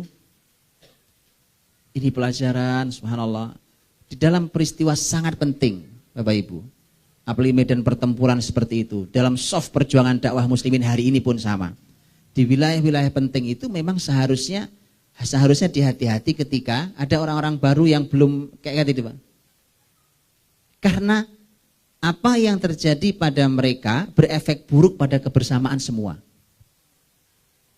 Bukan cuma mereka yang kena. Kalau mereka saja yang kena dihukum Allah sih simple kan, sederhana. Karena sudah Allah ingatkan, wattaqu fitnatal la tusibanna alladhina zalamu minkum khassah. Surat Al-Anfal juga tentang perang Badar ya. Dan takutlah kalian akan fitnah hukuman Allah yang tidak hanya menimpa orang-orang yang zalim saja di antara kalian. Jadi kadang-kadang yang berbuat siapa, tapi karena kita ada di situ juga, itu akan menjadi masalah bisa untuk semuanya. Idza ajabatkum kathratukum, kalian merasa banyak bangga dengan jumlah itu, ternyata perubahan hati itu, Pak. Perubahan hati itu ternyata bisa berefek pada sebuah kekalahan besar. Padahal itu cuma ungkapan hati. Itu pentingnya muslimin bersih sampai ke hati-hatinya. Subhanallah Bapak Ibu, ini juga sebagai pelajaran ya. Mudah-mudahan Allah berikan pertolongan, kemudahan buat saudara kita di Mesir sana yang juga sedang dalam ancaman kezaliman ya. Saya mendengarkan ceramahnya Profesor Dr. Roghib As-Sirjani, salah seorang ahli sejarah Islam hari ini, yang dari Mesir ya. Beliau pernah ke Indonesia beberapa ya, pernah ke Indonesia. Profesor Dr. Roghib As-Sirjani di sebuah ceramahnya itu pernah beliau waktu itu di ceramahnya beliau menyebutkan berkali-kali tentang betapa Allah tolong negeri ini. Waktu itu naiknya Presiden Mursi. Dan beliau bicara tentang sejarah. Beliau tolong negeri ini dengan ini. Sampai beliau bicara tentang istana. Lihat istana yang dulunya isinya orang-orang zalim. Sekarang isinya gabungan orang-orang Islami. Itu disebutkan kelompok-kelompok Islam yang semua di situ. Dan seterusnya beliau sampaikan. Terus beliau kasih peringatan. Pak, ini ajaibnya subhanallah. Ahli sejarah memberi peringatan. Tapi saya ingatkan hati-hati. Berubah niat antum seperti di Hunain antum akan kalah. Itu beliau, ceramahnya masih ada itu Mas. Itu hanya sampai beliau itu bilang 3 hari lalu saya ke istananya Mursi. Ya, beliau bilang gitu. Artinya kan waktu itu beliau masih sedang memimpin, Masya Allah itu. Beliau ingatkan dengan Hunain, Pak. Hati-hati, berubah hati antum. Antum bangga bahwa kemenangan ini faktornya karena fulan, karena kehebatan ini, karena kehebatan kelompok ini, Allah cabut kemenangan dari kalian. Itu sudah diingatkan beliau, Pak. Mudah-mudahan Allah jaga, Allah berikan pertolongan ya. Allah balas orang-orang zalim itu. Baik. Jadi artinya begitulah, nasihat selalu bermanfaat buat orang-orang beriman. Dan ketika muslimin sudah mulai hitung-hitungannya hanya hitung-hitungan matematika manusia, Pak. Nah, di saat itulah Anda harus sangat berhati-hati. Hitung-hitungannya cuma angka di atas kertas itu, Pak. Wah, ini jumlah kita sekian, potensi kita sekian, kekuatan dana kita sekian, keahlian kita begini. Hitung-hitungan ini penting. Penting. Karena kita juga diminta untuk berhitung dengan cermat. Tetapi bersandar semua ke sini, ini jadi masalah. Jadi bersandarnya kepada hitung-hitungan angka inilah yang diingatkan. Jadi pembahasan panjang lebar tentang Hunain dan kekalahan, penyebab kekalahan itu Allah sebut cuma satu ini ya masalahnya. Hanya satu, ketika kalian bangga dengan jumlah. Padahal kalau antum baca Sirah Nabawiyah, Hunain itu sesungguhnya faktor kekalahannya bukan cuma ini sebenarnya, tapi inilah penyebab utamanya. Saya berikan contoh. Itu pasukannya Malik bin Auf itu, pasukan Hawazin Thaqif ini, itu sudah lebih dahulu masuk, sudah lebih dahulu menguasai lembah itu sebelum muslimin. Ini kesalahan. Muslimin tidak menguasai medan. Muslimin itu di mana-mana menguasai medan. Tadi Ustaz Iwan sudah cerita ya, tentang perang Badar. Perang Badar itu lihat, masing-masing mengirimkan mata-matanya untuk menganalisa tempat, lokasi. Dari pihak musyrik Quraisy ngirim orang untuk menganalisa, bahkan Rasul langsung yang di lapangan untuk menganalisa. Lapangan penting lah. Ini enggak, Pak. Muslimin masuk ke lembah, turun ke lembah Hunain itu sudah kedahuluan, dan masuknya saat itu masih pagi gelap, dan ternyata Malik bin Auf sudah menyiapkan kejutan yang luar biasa, karena ternyata dia sudah di balik-balik gundukan pasir, di balik-balik batu itu ternyata adalah pasukannya Hawazin dan Thaqif. Begitu muslimin turun masuk itu dihujani oleh panah, sementara masyarakat muslim mengatakan masyarakat Bani Hawazin Thaqif itu adalah ahli panah. Oh, repot ya, mereka ahli panah, dihujani panah. Sudah, hanya sebentar muslimin kocar kacir berantakan sudah. Bubar 12.000 orang, Pak. Allah cuma ingin berikan pelajaran itu loh, ya kan? Itu. Gara-garanya apa? Dari berangkat tuh Anda emang sudah masalah ya. Dari berangkat orang itu niatnya itu sudah salah. Maka perbaiki niat sebelum berangkat. Sebelum bergerak.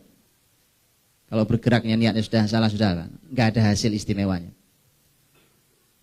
Orang sudah merasa dengan tadi, sudah hilang Allah dari hatinya. Apapun di semua kehidupan kita sama. Jangan hilangkan Allah di kehidupan. Hilang Allah, selesai semuanya. Dah, kalaupun dia besar itu sebentar, dan setelah itu adalah kerusakan dan kehancuran. Wal'iyadzubillah. Tapi ini cuma pelajaran ya. Ini artinya pelajaran yang Allah berikan pada muslimin. Ya, padahal ini kan juga sebenarnya sudah banyak diingatkan Allah tentang itu. Tentang tawakal iman. Nah, ketika sudah berantakan kocar-kacir itulah maka Allah kasih peringatan. Allah sampaikan, ya. Ketika muslimin sudah bangga itu langsung ayat mengatakan falam tughni ankum syai'a. Ternyata jumlah banyak yang kalian banggakan itu ternyata enggak ada manfaatnya buat kalian. Itu bahasanya langsung menusuk gitu, Pak. Lu enggak ada manfaatnya, buktinya kalian berantakan juga toh. Itu kocar-kacir, Pak. Subhanallah. Sejarah sampai menyebutkan ini dalam sebuah riwayatnya bahwa Rasul itu naik baglah. Baglah itu apa ya namanya? Karena baglah itu kuda, bukan keledai, bukan, Pak. Dia tengah-tengah di antara duanya itu ya. Ini baglah lah ya. Nabi itu naik baglah. Yang baglah itu bukan kuda. Kalau kuda dia bisa dipacu dengan kecepatan tinggi, artinya kalau Nabi mau menyelamatkan diri umpamanya, dan itu tidak terjadi. Itu Nabi punya kecepatan sangat tinggi untuk tidak terkejar. Tapi Nabi ternyata naik baglah. Artinya saya enggak akan lari. Nabi yang saya enggak akan lari kan. Baglah itu larinya dikejar kuda selesai kan. Nabi SAW naik baglah. Nabi punya baglah namanya Syahba. Kendaraan Nabi ada mereknya, sama kayak kendaraan kita ada mereknya. Ada mereknya itu. Nah, baglah yang naikin Nabi, begitu sudah bubar, Pak. Itu kan kita tahu. Begitu bubar itu di sekeliling Nabi itu berkisar hanya ada yang mengatakan 9, ada yang mengatakan cuma 12 orang. Bagaimana di depannya itu, Pak, ada sekitar 25.000 orang. Apa ya itu? Mana ceritanya itu? Makanya Allah berikan pelajaran, sudahlah. Kalian terlalu bangga dengan hitung-hitungan teknis di atas kertas. Dengan strategi-strategi yang kemudian menghilangkan Allah. Masalahnya bukan strategi dan di atas kertas ya Pak. Bukan strategi. Strateginya harus sekali lagi. Tapi menghilangkan Allah dengan strategi manusia itu yang salah. Ternyata bubar, tersisa cuma segitu. Di situ tersisa ya sahabat-sahabat hebat. Kita tahu ada Abu Bakar di situ dan para sahabat-sahabat mulia. Termasuk selain sahabat-sahabat senior adalah keluarga Nabi. Nah ini ada pentingnya juga hubungan emosional keluarga itu manfaat ya.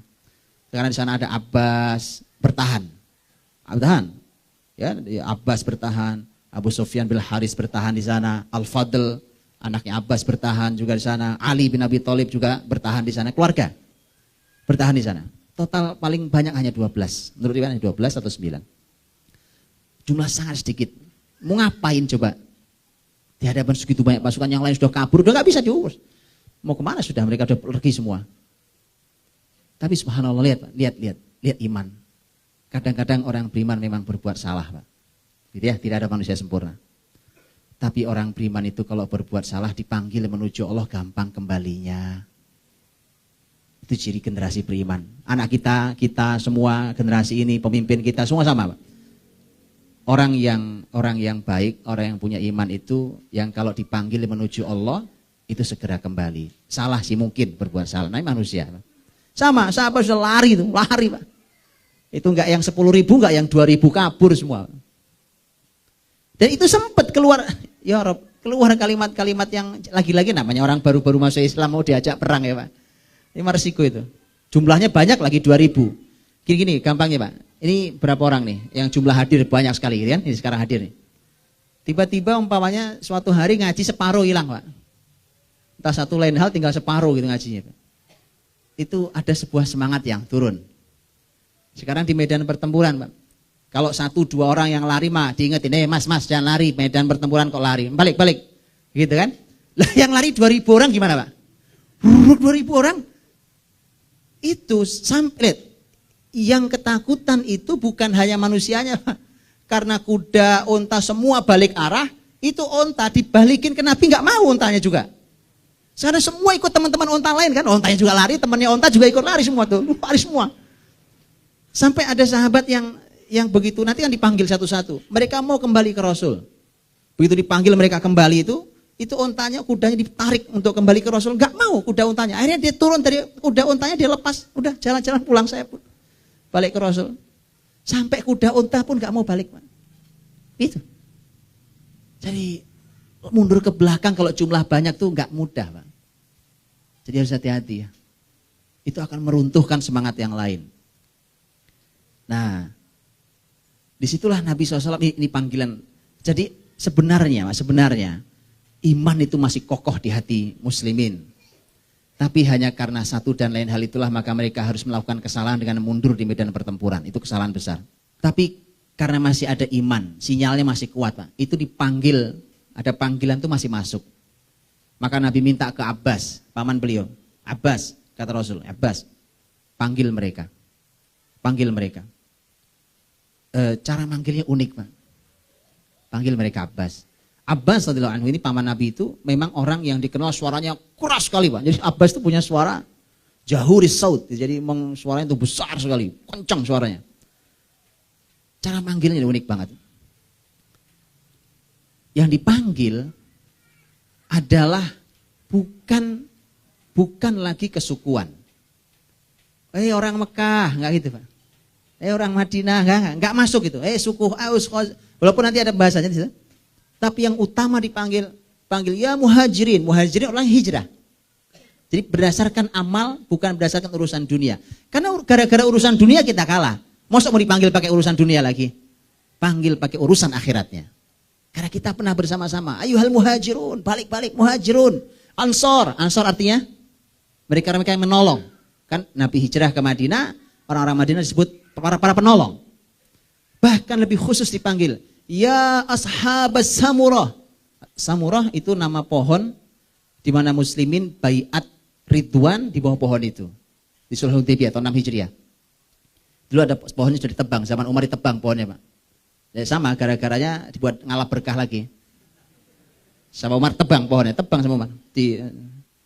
Kalau enggak mungkin kita masih melihat hari ini, tapi sudahlah, kemusyrikan itu jauh lebih mahal dari sekedar kenangan sejarah, Pak. Akidah masyarakat masalahnya. Itu pohon di Ashabus Samurah itu dipanggil. Kenapa? Kenapa lari kalian? Waktu yang baiat itu kan sekitar 1.400-an orang. 1.400-an orang. Ini kan jumlahnya 12.000. Tapi lumayan kalau balik 1.400 kan? 1.400-an orang. Saat itu yang ikut baiat tentu sebagian sudah pada meninggal.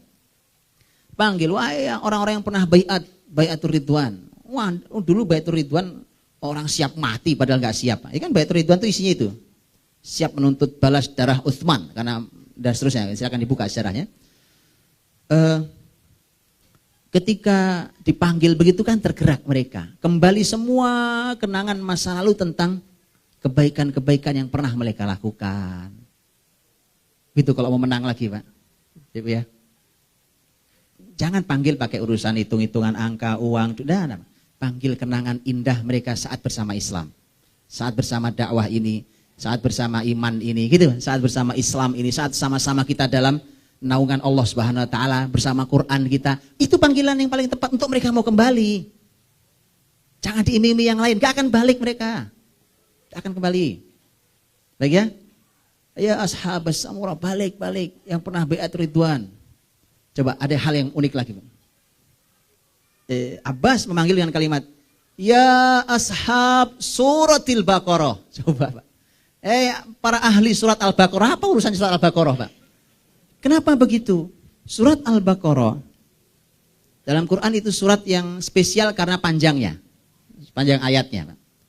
Dan dulu para sahabat pernah punya kenangan-kenangan luar biasa di mana mereka untuk menghatamkan belajar isi Al-Baqarah itu bisa bertahun-tahun lamanya.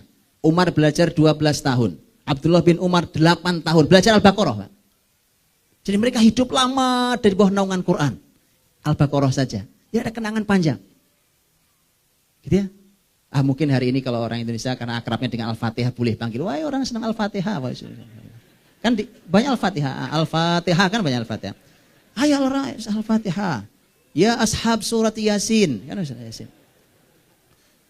Mulia Pak Al-Quran. Akrabnya dengan itu kan masyarakat negeri ini. Ayo Pak kita panggil dengan panggilan yang memang menggerakkan hati mereka. Jadi ya ashab suratil Baqarah, karena mereka itu punya kenangan dahsyat dengan semua nilai spiritual itu. Itu balik, Pak. Tadi ontanya nggak mau dibalik, dia turun balik masuk ke lembah Hunain. Itu luar biasa itu. Maka dipanggil dengan panggilan-panggilan itu karena ternyata jumlah kalian yang banyak tidak ada gunanya. Wa dhaqat 'alaikumul ardu bima rahubat tsumma walaitum mudbirin. Kemudian tanah yang padang pasir itu kan luas banget, Pak. Tiba-tiba jadi sempit buat kalian. Ini waktu baru lari itu. Sempit buat kalian tuh Bapak Ibu kalau sedang menghadapi masalah yang berat sekali, ya kan? Itu rumah luas jadi sempit, ruangan luas jadi sempit, ya kan? Itu kayaknya sempit, kecil sekali kan. Wa dhaqat 'alaikumul ardu bima rahubat. Rahubat artinya luas. Padahal tanah bumi tempat Hunain kalian berada itu luas, padang pasir, Pak. Tapi ternyata sempit terasa buat kalian. Tsumma wallaitum mudbirin, kemudian kalian lari ke belakang. Kalimat wallaitum itu artinya ke belakang, mudbirin juga ke belakang. Kenapa diulang? Ada pembahasan yang berbeda, Pak. Kata wallaitum mundur ke belakang, itu bisa jadi mundurnya itu bukan karena kalah, tapi mundurnya karena sebuah strategi perang. Paham ya? Kadang-kadang hanya untuk mundur berputar sebentar, tapi kemudian ternyata strategi perang. Bisa jadi mendapat kemenangan. Artinya ini bukan mundur karena kalah. Tapi kalau mudbirin itu mundur yang memang karena bukan dalam sebuah perencanaan, karena sudah nggak berani, takut mundur akhirnya. Memang orang-orang kalah yang mundur. Jadi ini betul-betul mundur dan kalah. Tsumma wallaitum mudbirin. Semua ini kekalahan di awal siang itu ternyata pelajaran yang Allah mau berikan, Pak. Karena ternyata perang belum selesai dan Allah ingin memberikan kemenangan sebenarnya. Cuma ayo muslimin belajarlah, ya kan. Jadi kadang-kadang dikasih Allah itu kalau kita punya satu rencana baik gitu, Pak. Satu rencana baik. Kadang-kadang di tengah perjalanan itu dikasih jatuh dulu, Bang. Kadang-kadang kasih jatuh dulu. Tapi saat jatuh itu mari kita belajar di mana salah kita. Di mana salah kita. Ini bukan akhir segalanya. Ini belum berakhir. Karena ternyata Hunain itu berakhir dengan kebesaran. Nah, begitu muslimin sudah kembali. Nah, tadi mereka masuk ke Hunain bangga dengan hitungan manusia. Begitu mereka kabur dan masuk Hunain yang kedua, ya kan? Itu sudah karena tadi, karena Bai'atur Ridwan, karena surat Al-Baqarah, ya. Semuanya sudah karena Allah SWT. Saat itulah maka ayat selanjutnya mengatakan ayat 26, "Tsumma anzalallahu sakinatahu 'ala rasulih wa 'alal mu'minin." Kemudian Allah menurunkan ketenangan. Tadi sudah takut, Pak. Ketenangan ini Bapak Ibu, ketenangan hati itu selalu ada di semua di segala hal kalau muslimin mau menang. Makanya kata sakinah itu selalu diulang-ulang di dalam banyak peristiwa. Dalam surat Al-Fath bicara tentang kemenangan besar, surat Al-Fath juga bicara tentang sakinah. Di surat Al-Baqarah, di surat Al-Anfal ketika perang Badar pun sama. Tadi Ustaz Iwan membahas tentang ngantuk kan? Iya, membahas tentang ngantuk. Idh yughashshikumun nu'asa amanatan min. Sebagai rasa aman. Ngantuk itu untuk rasa amanah, amanatan min, rasa aman di hati. Ya, dan seterusnya begitu. Membersihkan hati, ketenangan. Jiwa yang tenang. Tenang itu kan, kalau tenang tuh anteng gitu, Pak. Kalau lautan airnya tenang itu diseberanginya enak. Tapi kalau sudah bergolak itu, waduh, itu pelaut hebat aja mikir nih gimana caranya berangi ya, dikeluarkan larangan untuk nyebrang kan. Kamu sedang tidak tenang, nggak usah bergerak. Itu diperlukan, makanya dimulai dengan sakinah. Dan ini juga pelajaran mahal kalau dikaitkan dengan tema keluarga. Ternyata tema keluarga nomor 1 juga sakinah. Susah, Pak, mengarungi kehidupan rumah tangga ini kalau tidak sakinah dalam hati nggak akan menghasilkan. Yang ada muntah-muntah semua kan, begitu ombaknya besar pada muntah semua ya repot itu. Sakinah. Maka Allah turunkan sakinah kepada Allah, pada Rasulnya, ala rasulih wa alal mu'minin, pada Rasulnya dan kepada mukminin. Ini dua hal yang kalau di dalam bahasa Arab juga menarik, Pak, karena kata alanya diulang. Padahal seharusnya kalau dalam bahasa Arab ala satu cukup. Umpamanya ini kalau di luar Quran ya. Di luar Quran tsumma anzalallahu sakinatahu ala rasulihi wal mu'minin, itu bisa. Tapi di sini ala rasulihi wa alal mu'minin. Dan ternyata memang itu dua hal yang berbeda. Karena ternyata Allah SWT memberikan penguatan sekaligus memberikan sebuah urutan. Dimulai dengan ketenangan nabinya. Nabi kan juga, Nabi nggak hilang rasa takutnya sama sekali. Nabi tetap di situ, bahkan Nabi memacu bagelahnya untuk maju dan tidak mundur. Walaupun sisa beberapa orang. Nabi tetap tidak hilang. Ya, ketenangannya, tapi Nabi mengkhawatirkan muslimin yang lari itu malahan. Maka mulai muncul kekhawatiran, maka Allah tenangkan Nabi ketika melihat muslimin kembali. Dan Allah tenangkan muslimin dengan keberanian yang kembali muncul, makanya mereka bergerak maju ke Nabi SAW. Jadi ada dua ketenangan yang berbeda ternyata memang. Makanya di ala rasulih wa alal mu'minin. Ya, wanzala junudan lam tarauha. Allah turunkan pasukan yang tidak kalian bisa lihat. Dan kalian tidak bisa melihat pasukan yang Allah. Ini malaikat. Bukankah di Badar juga Allah turunkan malaikat? Di Hunain juga Allah turunkan malaikat. Cuma dalam riwayatnya para ulama berbeda berapa sebenarnya jumlah yang diturunkan di Hunain. Kalau di Badar disebutkan, ya disebutkan 1000 malaikat. Di Hunain tidak disebutkan. Walaupun ada riwayat yang mengatakan jumlahnya lebih besar, sekitar 5000 dan seterusnya. Tapi sebagian mengatakan tidak ada riwayat yang bisa dipakai. Tapi yang jelas Allah menurunkan malaikatnya. Allah menurunkan malaikatnya di menolong muslimin. Dan kalau tugas malaikat juga sama, Pak, tugasnya jelas. Seperti di surat Al-Anfal itu tugasnya. Sama tugas malaikat. Wa idh yuhi rabbuka ilal malaikati anni ma'akum fathabbitul ladzina amanu. Meneguhkan hati orang-orang beriman. Sa'ulqi fi qulubil ladzina kafaru ru'b. Aku akan lemparkan rasa takut. Jadi lemparkan rasa takut jadi tugasnya menguatkan hati muslimin dan membuat rasa takut orang-orang kafir. Wa'adzabal ladzina kafaru wa dzalika jazaa'ul kafirin, dan Allah mengadab orang-orang kafir, ya. Wa'adzabal ladzina kafaru itu, dan mengadab orang-orang kafir itu artinya ada di antara mereka yang terbunuh, ada di antara mereka yang tertawan. Jadi tawanan perang. Itu adalah azab mereka, wa dzalika jazaa'ul kafirin, dan itu adalah balasan bagi orang-orang kafir. Jadi tema perbudakan itu juga salah satunya yang balasan untuk orang-orang kafir. Terakhir, ayat yang terakhir Bapak Ibu, summa yatubullahu min ba'di dzalik. Kemudian Allah memberikan taubatnya setelah itu. Apa maksudnya? Ternyata masyarakat Hawazin dan Thaqif itu begitu Nabi SAW melihat muslimin kembali, yang kembali juga nggak semua Pak, nggak semua yang kembali. Jadi yang kembali itu juga cuma sedikit. Nanti nggak semua, ya kabur gitu ya, tapi nggak semua kembali. Begitu muslimin sudah mulai kembali dan kemudian turun malaikat bantuan, tadi Nabi ngambil pasir dilemparkan, syahatil wujuh gitu ya, celaka wajah-wajah kalian itu, dan itu ternyata kemudian ternyata kan mereka mundur ke belakang dan takut sekali, mereka lari. Kemana mereka lari? Di antara mereka lari ke Taif yang banyak. Jadi Taif itu ada benteng-benteng yang menjadi, mereka naik ke Taif. Nanti Nabi SAW memerintahkan kepada, ada satu sahabat yang tugasnya adalah mengumpulkan semua ghanimah yang sangat banyak itu, dan Nabi dan beberapa orang nanti ada Khalid bin Walid juga, yang juga baru masuk Islam sebenarnya kan. Khalid bin Walid walaupun bukan baru sekali karena sudah tahun 7. Khalid bin Walid adalah anhu membawa pasukan 1.000 orang nanti mengepung Taif, tempat pelariannya orang-orang Hawazin dan Thaqif ini. Ngepung Taif, para ahli sejarah berbeda pendapat, ada yang mengatakan 15 hari, ada yang mengatakan 20 hari, cukup lumayan lama.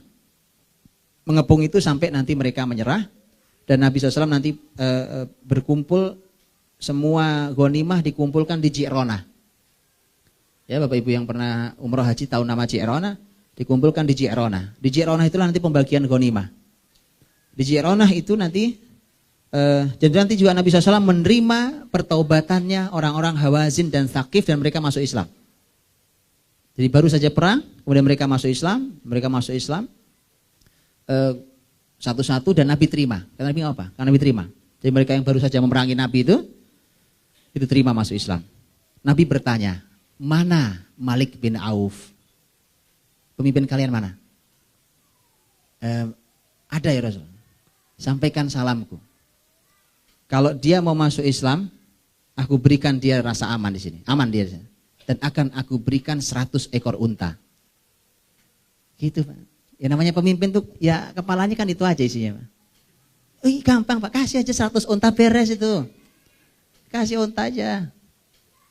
Yang penting mau masuk Islam di sini, masuk Islam. Aman. Saya tidak akan enggak ada balas dendam ini. Kembali sini saya kasih 100 unta. Datang Malik bin Auf Pak. Sudah aman ya kan, dapat unta pula. Itu gitu aja pemimpin itu. Pemimpin itu cuma satu, takut miskin, cuma itu doang. Mereka itu cuma satu, takut miskin, takut kehilangan kekuasaan. Itu cuma itu. Jadi kadang-kadang Nabi itu deal dengan mereka supaya mereka mau tobat itu pakai dunia juga. Tobat ya, saya kasih, nggak apa-apa saya kasih, tapi tobat ya. Itu Pak. Ya ini contohnya. Saya kasih 100 unta, tapi sini suruh masuk Islam. Syahadat Auf Malik Pak. Di awal ya tidak tahu, orang kita tidak tahu. Tapi subhanallah sejarah mengatakan Auf bin Malik kemudian semakin hari makin baik Islamnya. Gitu. Masuk Islam dulu aja yang penting, ya.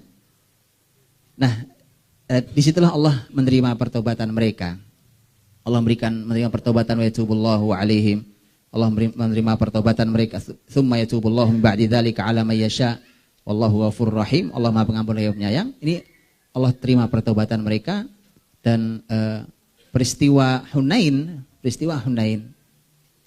itu ternyata diakhiri dengan lagi-lagi temanya tema tidak nyaman tentang ghanimah.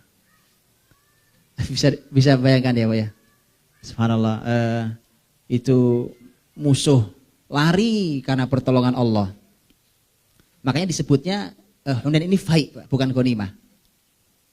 Ghanimah itu muslimin perlu berjuang dengan tenaga mereka, dengan potensi mereka dan kekuatan mereka lelah, kemudian dapat rampasan perang dari musuhnya. Kalau faid, muslimin itu memang tidak mengeluarkan banyak tenaga Pak. Muslimin itu tidak mengeluarkan, gimana? Ini sudah pada kabur, lari, yang balik pun sedikit, tiba-tiba musuh itu lari Pak. Lari musuh itu. Persis kayak pengepungan Bani Nadir. Yahudi Bani Nadir, itu cuma dikepung terus nyerah. Ada sempat panah-panahan sebentar, dari beberapa panah sempat melesat dari benteng Yahudi kan ke muslimin, sempat balas-balasan panah. Tapi ya gitu aja. Gitu aja nih. Tapi artinya muslimin tidak mengeluarkan tenaga yang besar untuk mendapatkan itu, maka menjadi fai. Ada yang menyebutnya sebagai fai. Ada pembahasan fainya.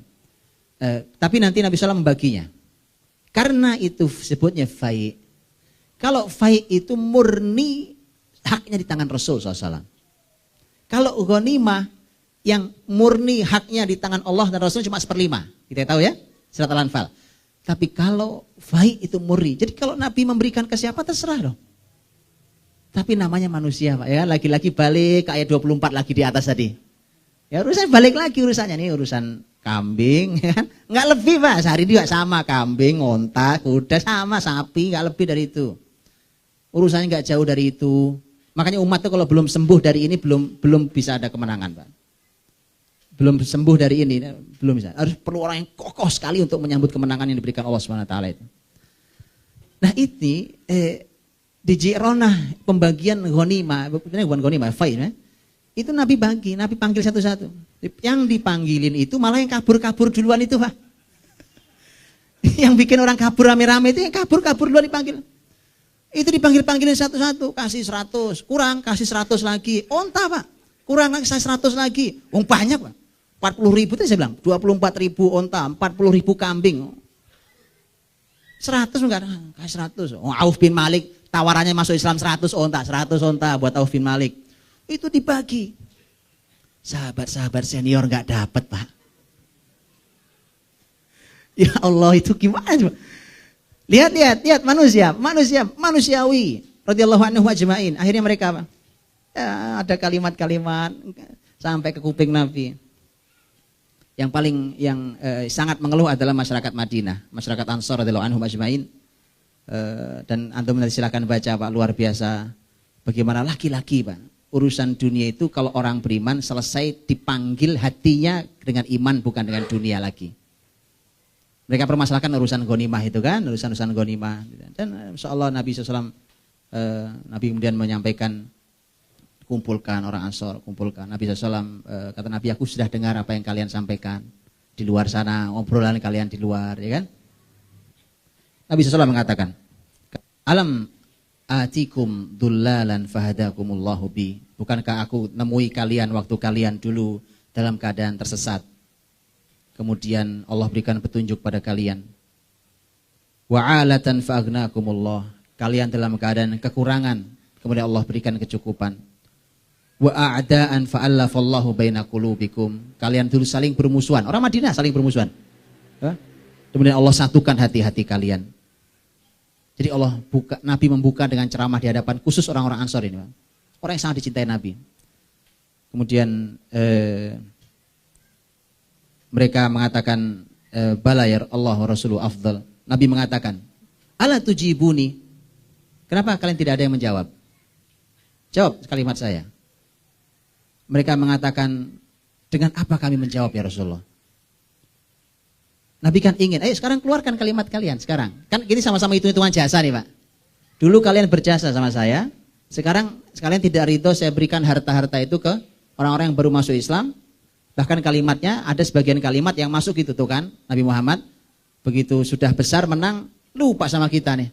Kita kan yang berjasa dulu, itu Nabi balik lagi ke sukunya Quraisy lagi tuh. Jadi pikirnya fanatisme kesukuan saja. Maka Nabi katakan, tidak akan kalian menjawab saya? Mereka apa yang kami jawab ya Rasulullah? Mereka kemudian menjawab, sesungguhnya semua keutamaan, semua anugerah milik Allah dan Rasulnya. Di jawaban mereka. Kemudian Nabi yang jawab sendiri. Nabi yang jawab, kata Nabi SAW, ama wallahi, lau syi'tum lakultum falasadaqtum walasadaqtum. Demi Allah, kalau kalian mau menjawab dan kalian katakan apa adanya, kalian benar. Benar yang ucapan kalian. Begini cara jawabnya. Jadi ajarin Nabi jawab. Kalian benar dengan jawaban kalian. Kalian boleh mengatakan ataitana mukadzdzaba fasaddaqnak. Bukankah dulu ya Rasulullah kau datang kepada kami dalam keadaan didustakan masyarakatmu, kami yang beriman padamu. Makhzulan fanasarnak, dulu kau terhina, kami yang nolong kamu. Nabi ngajari, ini semua jasa kalian. Kalian benar itu. Wa taridan fa'awaina, kalau kau terusir ya Rasulullah, kami yang melindungimu, memberi kamu tempat. Wa a'ilan fa'aghnainak, kau kekurangan, kami yang memberi kau kecukupan. Kata Nabi, kau benar semua itu. Dan Nabi kemudian mengatakan, awajadtum fi anfusikum ya ma'syarul ansor fi lu'a'ah minad dunya. Wahai orang Ansor, masa iya kalian marah dalam diri kalian hanya untuk urusan sepele dunia itu? Ya, Nabi mulai bicara dengan imannya. Padahal nggak sepele, Bang. Itu kambing unta nggak sepele. Itu cuma ya itu urusan sepele dunia itu. Lu'ah minad dunya. Kemudian ta'allaftu biha qauman liyuslimu. Aku berikan ke mereka itu agar mereka mau masuk Islam. Itu mu'alaf mereka itu. Mereka mu'alaf supaya mereka mau masuk Islam. Wakaltukum ila islamikum afala tardawun ya ma'syarul ansor. Kalau kalian sudah kuat Islamnya, apa kau tidak ridho wahai masyarakat Ansor? An yadhaban nasu bisyah wal ba'ir. Apa kau tidak ridho manusia pulang membawa kambing, membawa unta? Wa tarji'una bi Rasulillah sallallahu alaihi wasallam fi rihalikum. Kalian pulang membawa Rasulnya sallallahu alaihi wasallam. Luar biasa Pak itu. Ya, Masya Allah. Dan sahabat mulai menangis, Rasul mulai menangis. Kemudian Nabi SAW mengatakan, "Falladzi nafsu Muhammadin biyadih." Demi yang jiwa Muhammad ada di tangannya. Demi yang jiwa Muhammad, laulal hijrah anna laulal hijrah lakuntum ru'an minal ansor. Kalau bukan karena hijrah, sejak awal saya pasti orang-orang Ansor. Saya termasuk orang Madinah sejak awal. Kalau bukan karena hijrah. Kalau tidak ada syariat hijrah, maka saya termasuk orang Ansor. Walau salakan nasu syi'aban, wa salakal ansor syi'aban la salaktu syi'abul ansor. Kalau masyarakat berjalan di sebuah tempat, Ansor berjalan di tempat lain, aku berjalan di tempat jalannya orang Ansor. Kemudian ditutup dengan doa Nabi SAW, Allahumma rahamil ansor, wa abna'al ansor, wa abna'il ansor. Ya Allah, rahmatilah orang-orang Ansor ini, rahmatilah anak-anak mereka, dan rahmatilah cucu-cucu mereka. Dan masalah selesai. Itu lagi-lagi pembahasan dipanggil dengan pembahasan iman. Wallahu a'lam bishawab. Mudah-mudahan bisa kita ambil hikmahnya. Dan lagi-lagi ternyata pembahasan Hunain, 2 poin besar tentang ketika hilangnya Allah gara-gara hitungan strategis manusia, matematika manusia. Dan yang kedua lagi-lagi pembahasannya urusan uang, urusan harta, urusan ghanimah. Mudah-mudahan Allah jaga kita semua, mulai kita belajar. Wallahu a'lam bishawab. Assalamualaikum warahmatullahi wabarakatuh.